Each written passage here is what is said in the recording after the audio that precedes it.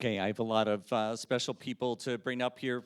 Start with the film team. You met her before, Geeta Gandbhir. The other director on this episode, Samantha Knowles. Executive producer, Soledad O'Brien. And then the people that we met, some of the people we met on the screen, Derek Butler, the advocate for his sister Pam. And with Black and Missing, Derrica Wilson and Natalie Wilson. Soledad, since you have the microphone, can I ask how this team came together, how the film team took an interest in Black and Missing and embarked on this project? Yeah, the sort of long answer is it drives me crazy when I see a news executive say very definitively, race was not a factor. That's insane. Not even, we're investigating if race is a factor, right? And I think for anybody who's been a journalist, you hear that a lot. There's sort of this definitive thing around race when people actually haven't investigated it and don't know. And as a reporter, for the last 30 some odd years, this has always been an incredibly interesting topic to me, and it's important. We had worked with Geeta on another project that was a fantastic project, and we love her, and we're going to drag her through all of our projects. And so we started talking about this project, and we had, I think I first met you guys when we saw you at Black Girls Rock, because they were getting, again, Black media, Black press was celebrating the work they were doing, but to some degree the foundation would sometimes fly under the radar. I like to describe it as going to their home and groveling, because, when you commit to a documentary, it's a lot. You are agreeing to let cameras follow you around this is a project that was 3 years in the making. So we had a conversation about the reality of what that would be and all the people around them who we would want to include in this. And that's kind of how it got together. We pulled the yes from Black and Missing, our great director who had an amazing team around her as well, and really started to get to work, and then a pandemic hit.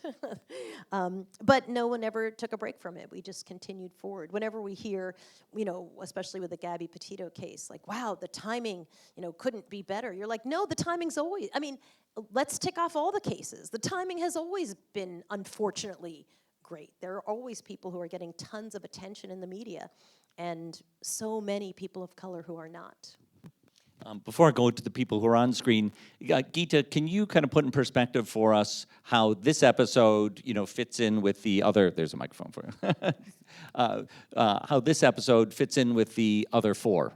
Sure. So I think it was really important to us to not just, obviously there are these incredibly powerful stories that, that the families were telling us, and, Derrica and Natalie and Derek, and we were sort of, as we were gathering all this information, I think one of the critical things that we really wanted to highlight is the fact that these are systemic issues, that lead to Black folks going missing more often, and more frequently than other folks. And that's, like, again, as a minority, I think, the Black community is 13% of the population, but I believe 40%, right, is the last statistic we looked at. 40% of people who go missing are Black, and that's, of course, there's, that's something to be deeply alarmed about.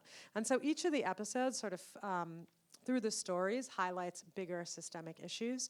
I think our episode 1 focuses a lot on the police negligence, and the fraught relationship between the police and the community that leads to mistrust and neglect, and sort of the issues that exist there. You saw episode 2, which focuses a lot on the media.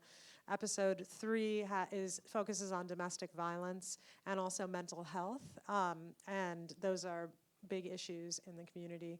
And then in episode 4, we talk about children and poverty and homelessness. Those are sort of the big overarching themes. But in each episode, there are some other folks here I'd really like to acknowledge. There are some other participants. We have Tony Jacobs. Tony, do you mind standing up? Tony Jacobs is in episode 1, and her daughter, Keisha Jacobs, is still missing. And so she was brave enough to tell us her story. We also have Monique. Monique, would you stand up, please? So Monique was the longest living Jane Doe and is in episode 4. So she was has an incredible story that you should all mustn't miss. And then we have some other folks here, Chanel Dickerson, who was a former assistant chief at the MPD, who also helped us out. She's in episode 4. And I'd like to, White Mike to please stand up. He's here. White Mike is throughout and was critical in Derek's case, and an amazing man and storyteller. And Glenn Kirshner is here as well, who was, Glenn, could you please stand up?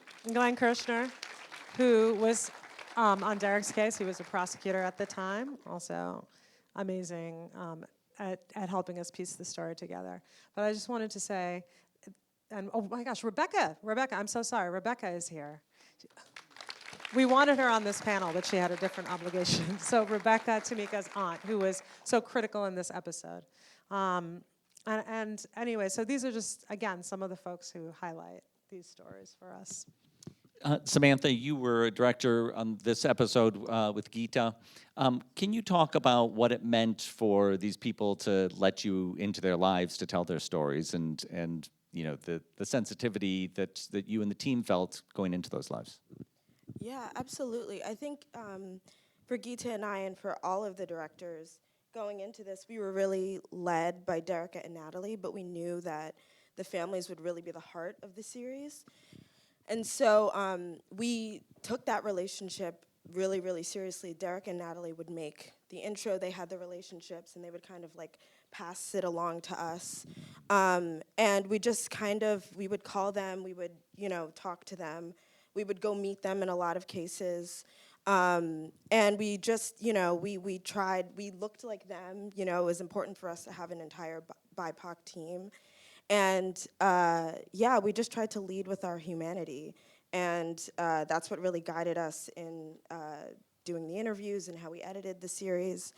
I remember I used to tell the families all the time, they would thank us, and they would say, thank you so much, like, you know, you guys work so hard. And I would always tell them, what we do is easy compared to what they do. You know, to like what Rebecca did, what Tony does, what Monique does, that's so much harder than what we do. So that's how we tried to kind of, you know, lead. Let me pass the microphone down to Derrica and Natalie.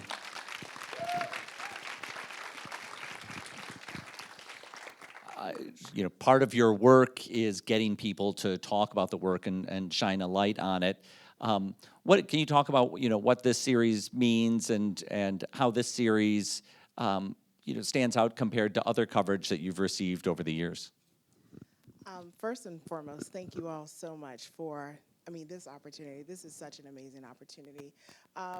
We hope that this really elevates everyone. This is like a call to action for everyone, law enforcement, for the media, and for the community, to rally around these families, to apply, you know, more resources for these cases, and for law enforcement to really look at how these cases are classified, how the reporting structures are, because we know that the first 24 hours are so critical. So, you know, we hope that this will apply change. And to echo what Derrica said, it's really a wake-up call. We all play a part in finding our missing, bringing awareness to our missing, the media, law enforcement, our community. And just to know that we can, Soledad and the team, you know, we can work alongside of the community. We are a lifeline for them. Many of them, they're not getting the coverage. They're not getting the law enforcement to help. So we're just grateful to be a vessel to help these families. You know, I think about my family, and I think about my granddaughter. Sex trafficking is real. They're snatching our children. You know, I have a grandson, and how do I protect them? And that's what I want to do. And not only my kids, my grandkids, but all of our kids. They deserve so much more.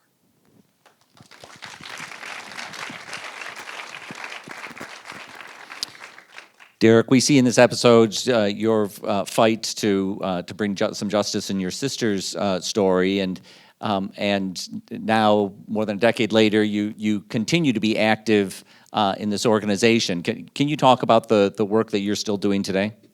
Yes. Thanks for having me. First of all, without Derrica and Natalie, I don't know where I would be with this, with my case. They pushed me, they drove me, they encouraged me to keep on pushing when I wanted to give up. And without a doubt, White Mike, I called him Columbo, really brought life back into my family, and really made me believe in the police department again, and what law enforcement could do when they really get the right people behind it. It's actually therapy for me to go out and help whenever Natalie or Derrica call me. I just want to help now because I've walked in those shoes and I know what it's like. Thank you, all three of you, for being here. We can take some questions from the audience. Raise your hand, and I'll call on you if you have a question for the filmmakers or for the team from Black and Missing. If people are shy, I can keep asking questions, but I do want you to have the Well, opportunity. Well, I'm sure Mike can tell you how he got on my case. Isn't that episode 3, though? How he actually got elected to get on my case. Mike, do you want to? Come on up, Mike, and tell the story. Is there a code of silence here? Soledad says sure, so.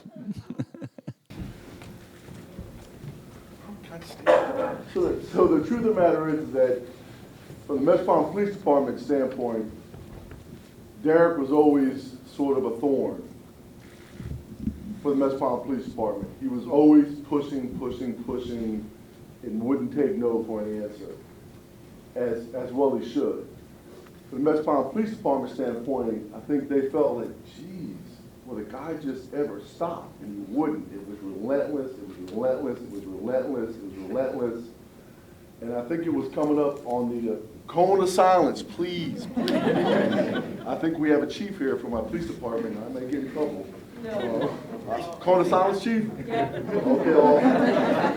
So the truth of the matter is that it was coming up on our anniversary around Valentine's Day. The detective who had the case was transferring or leaving or whatever, and there was this conversation amongst the bosses. Holy crap, what are we gonna do? The anniversary is coming up. The rumor is that Derek's going to the media. What are we gonna do? What are we gonna do? They didn't know what to do. What are we gonna do? And I just was happened to be plucking at my desk, and I was like, hey, is that the case where, you know, I always called it 2 went in, 1 came out. You know, you see Derek and Pam come in, and then, Pam and Jose come in, and then Pam never comes out. And they was like, yeah. And I'm like, well, hey, I'd be interested. And they said, you know, Mike, you don't have the right temperament to deal with Derek. Because Derek's, I said, okay, I can deal with it. And that's kind of sort of how it all sort of evolved. It's weird how justice works. It happens in all kinds of strange ways. I'm just thankful that it happened. How we got there is a bizarre story, but we got there, and I'm glad, Derek, that you can be up there. I'm glad that you guys are telling a tremendous story because it is 100% accurate from a guy who's on the ground, boots on the ground. It's 100%, it's a flawed system, not just from law enforcement, but from the attorney's office, it's flawed. Keep up the fight. I really hope that people watch this, learn, and listen. But thank you guys.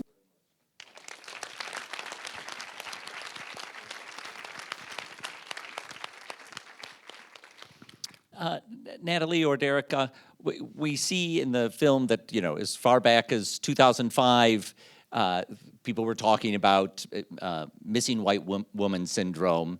And so it's not a new thing to recognize that there's a huge media disparity in what cases get covered. Do you see anything changing in that over the years? Well, we have come a long way. We have come a long way. We still have a lot of work to do. And with the Gabby Petito story, we are continuing the conversation. So I think we're moving in the right direction, but we really have more work to do. And as I mentioned, the Black press really stepped up, and they have been using their platform to highlight this issue. But again, all of us, we play a role in bringing about change and holding the media and law enforcement accountable. Derrica, I want to ask you where you and Natalie draw your strength from to, continue this fight day after day. You know, Natalie and I, we're two women, we're two wives, mothers. We work full-time jobs, but we are so passionate.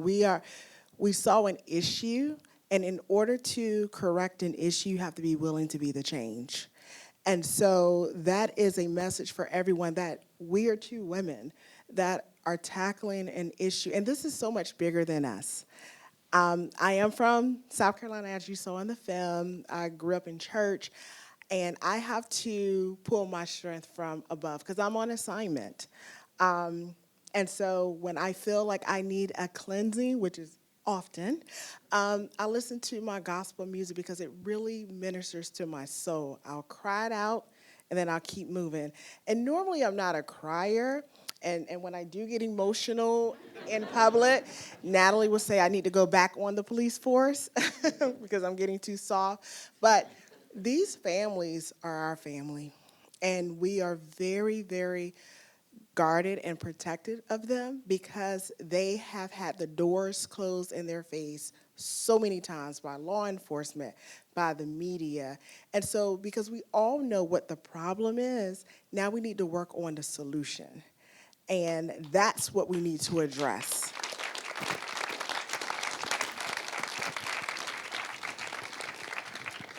I want to give one more chance if anyone has a question out there. Yeah, do you see a hand or? If anyone didn't hear that, she's asking about social media and that as a tool.